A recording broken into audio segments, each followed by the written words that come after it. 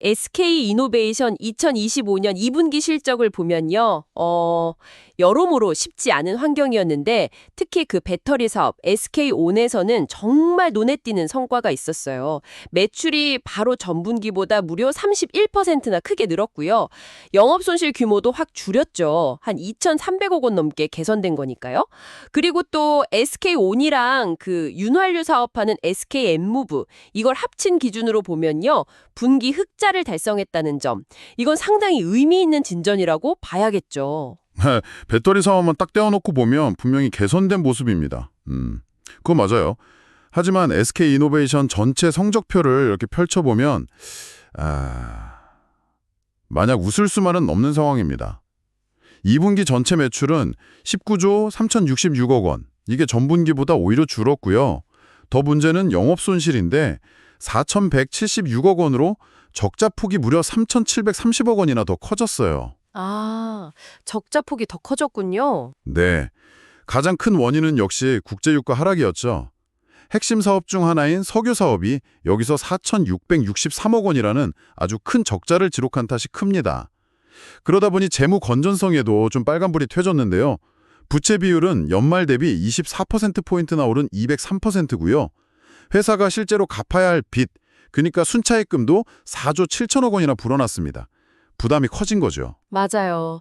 회사 전체적으로 보면 어려움이 큰 건 사실인데 그래도 역시 배터리 사업의 약진은 정말 긍정적인 신호 같아요. 미국 공장 가동률이 꾸준히 오르면서 판매량이 늘었고 그래서 매출 2조 1,077억 원을 돌파했고요. 손실도 이제 664억 원 수준으로 크게 줄었잖아요. 이전 분기랑 비교하면 엄청난 개선이죠.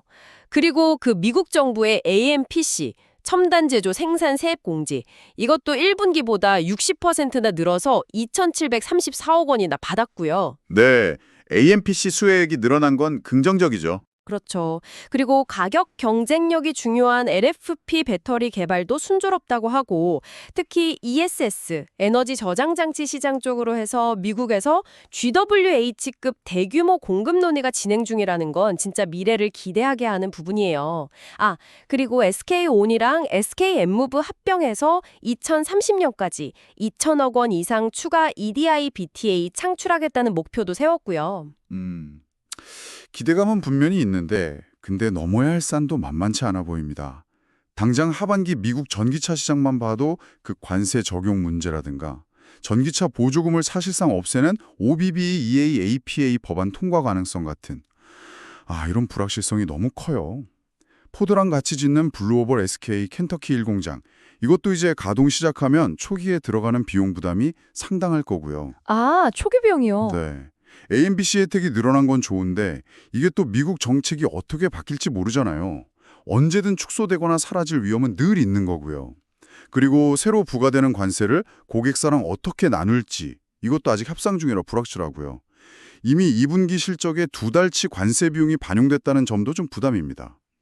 합병 신호죠. 그것도 아직은 계획 단계일 뿐이라 실제 효과로 이어질지는 좀 더 지켜봐야 할 것 같습니다.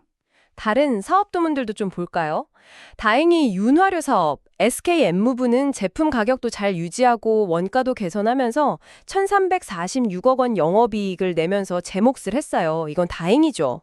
석유 개발 사업도 베트남 붉은 낙타 구도에서 추가로 원유를 찾아냈고 또 인도네시아 유망 광고 확보 같은 미래 먹거리 발굴 노력도 계속하고 있고요. SKENS의 경우 3분기는 전력 성수기니까 실적 개선이 기대되고 4분기부터는 호주 바로사 칼디타 가스전 생산이 시작되면 이게 또 안정적인 수익원이 될 수 있을 거고요. 네, 그런 긍정적인 부분도 있지만 근데 당장 실적 기여도를 보면 좀 아쉬운 부분들이 많아요. 아까 말씀드렸듯이 석유 사업은 유가 하락 직격탄을 맞고 4,663억 원이라는 정말 큰 손실을 봤고요. 화학 사업 역시 1,186억 원 적자를 계속 이어갔습니다. 하반기에도 시황 개선이 그렇게 막 좋아질 것 같지는 않고요. 석유 개발 사업 이익도 1,090억 원이면 적은 건 아니지만 유가가 떨어지면서 전분기보다는 줄었죠. SKI E&S 2분기 이익 1,150억 원도 발전소 정비랑 계절적인 비수기 영향으로 이전 분기보다 크게 감소했어요. 게다가 회사 전체적으로 2분기에 재고 관련 손실만 3,700억 원이 발생했다는 점, 이것도 문제입니다. 정말 복합적인 위기 상황이네요. 그래서 그런지 SK이노베이션이 상당히 과감한 계획들을 내놨더라고요. 말씀하신 SPA온 SK엔무브 합병으로 시너지를 내고 또 중요도가 낮은 자산을 팔아서 올해 안에 1조 5천억 원 이상 빚을 줄이겠다는 목표를 세웠어요.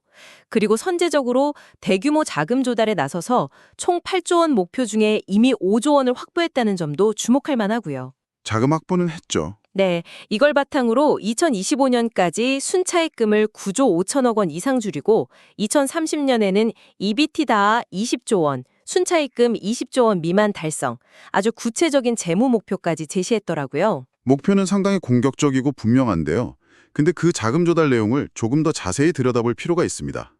확보했다는 5조 원 중에 유상증자가 4조 3천억 원, 영구채가 7천억 원인데 유상증자 중에서도 2조 3천억 원은 PRS, 그러니까 주가 수익 수합 방식이에요.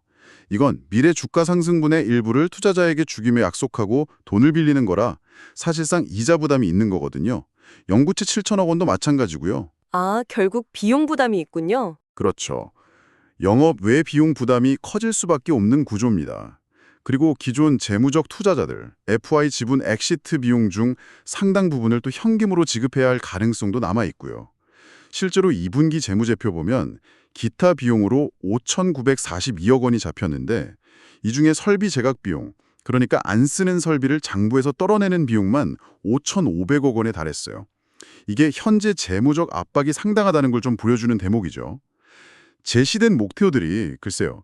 현재 실적이나 불확실한 시장 환경을 고려했을 때 과연 달성 가능할지는 좀 더 냉정하게 지켜봐야 할 것 같습니다. 네, 분명 SP이노베이션이 지금 힘든 터널을 지나고 있는 건 맞는 것 같습니다.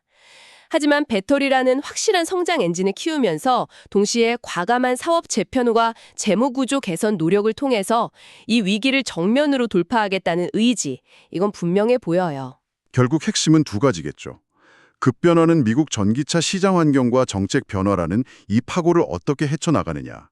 그리고 지금 진행 중인 대규모 투자와 구조 개편이 정말 실질적인 수익성 개선과 재무 안정이라는 결실로 이어질 수 있느냐.